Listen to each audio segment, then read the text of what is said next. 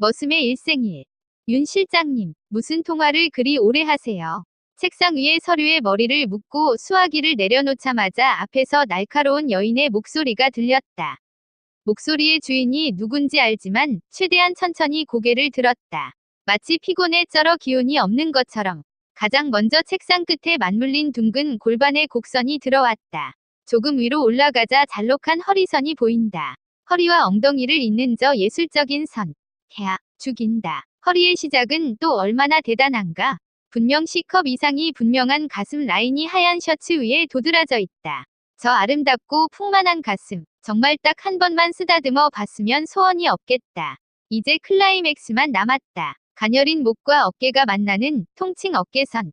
누군가 화선지에 난을 치려거든 진짜 난을 볼 필요 없이 저 여인의 어깨선을 봐야 한다.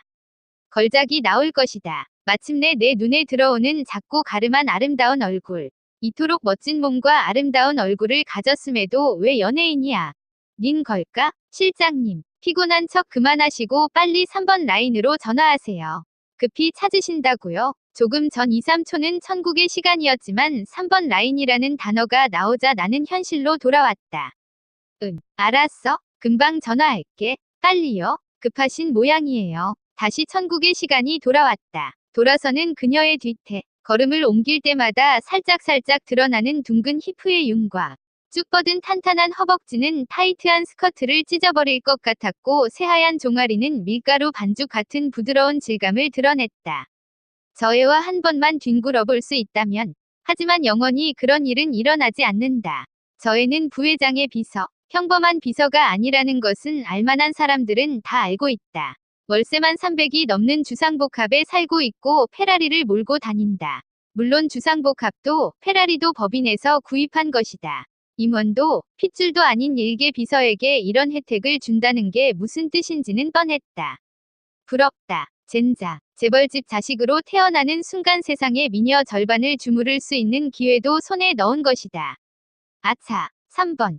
급히 수화기를 들고 한라인 3번을 눌렀다. 연결음이 끝나자마자 급하다고 한 것 치고는 심드렁한 목소리가 흘러나왔다. 논현동에 차 세워놓은 거 있는데 정리 좀 해줘요. 그리고 전화를 끊는다. 이 싸가지 밥 말아 먹은 새끼.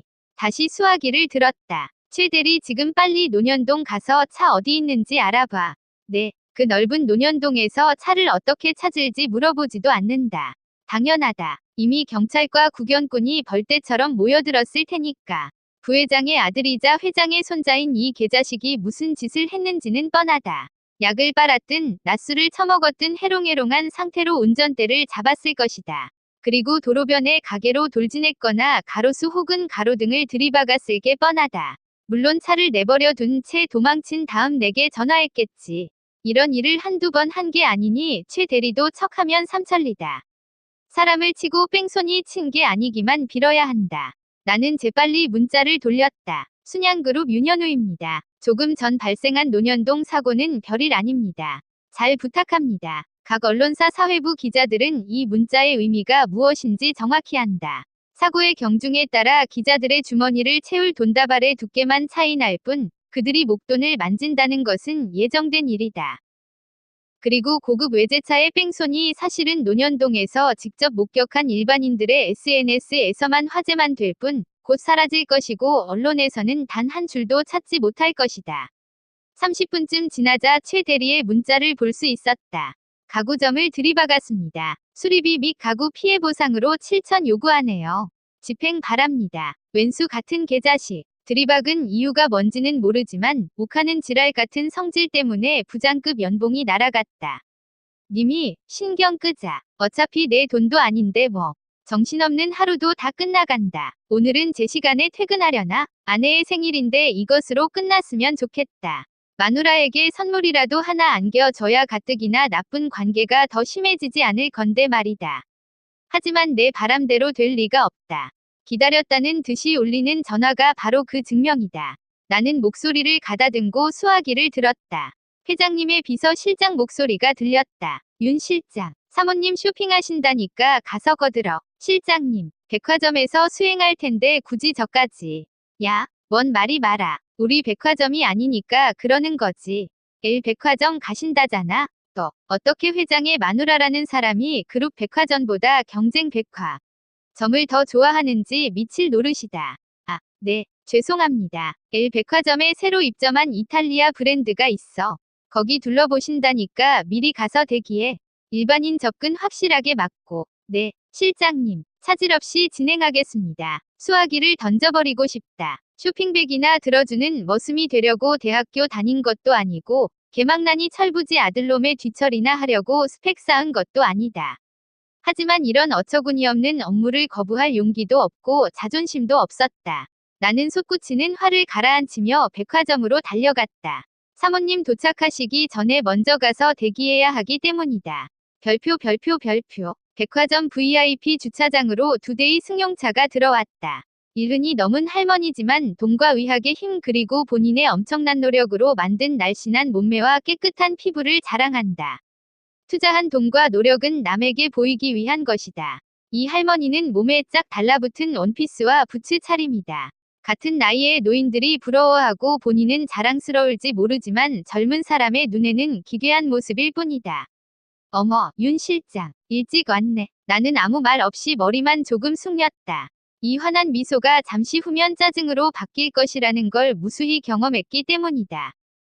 오늘 입점한 이탈리아 브랜드의 44 사이즈 옷이 조금이라도 몸에 낀다면 백화점을 발칵 뒤집어 놓을 성질머리 할머니다.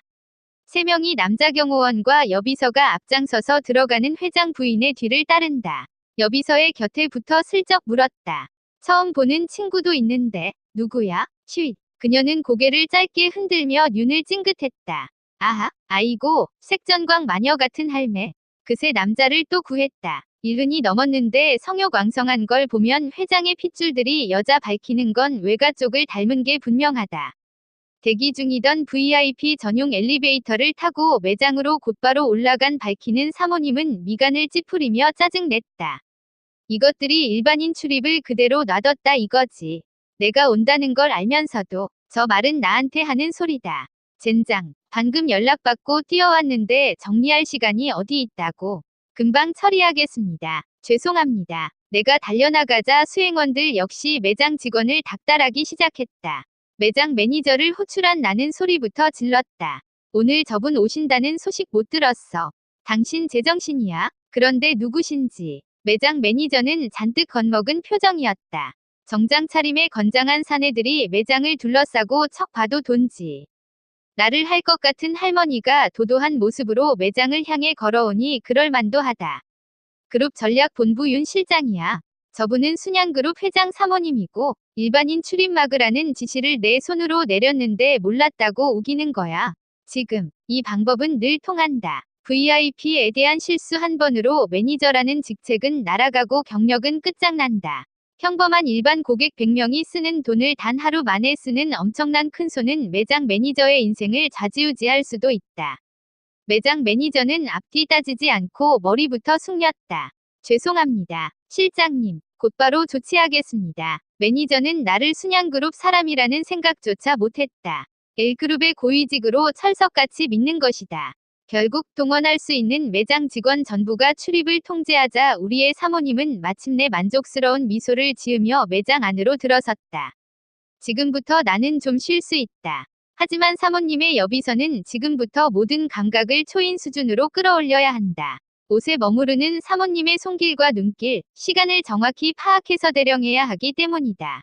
10여 분 만에 그녀의 손에는 딱 3벌의 옷이 들려 있었다. 어떻게 생각해? 괜찮아? 컬러가 강렬해서. 너 말고? 매장 매니저의 품평을 단칼에 잘라버린 사모님은 새로 채용한 남자에게 시선을 돌렸다. 미스터 김. 김씨 성을 가진 잘생긴 놈은 잔잔히 미소만 지을 뿐이었다.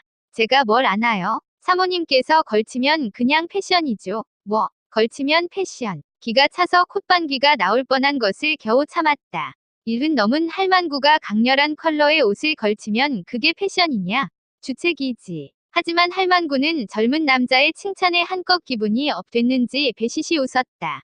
젊으나 늙으나 잘생긴 남자의 칭찬은 여성의 미소를 만드는 원동력이다. 한번 입어보시죠. 잘 어울릴 것 같은데요. 그럴까? 사모님은 젊은 놈의 권의 옷을 들고 피팅룸으로 들어갔다. 미스터 김, 잠깐 도와줄래? 지퍼가 뻑뻑해. 잘못 들은 줄 알았다. 옷 갈아입는데 남자를 불러? 여비서가 아니라 추측이 확신으로 바뀌는 순간이다. 미스터 김은 경호원이 아니라 사모님이 새롭게 장만한 장난감이라는 걸. 머슴의 일생일. 끝. 상경. 샵 GGW.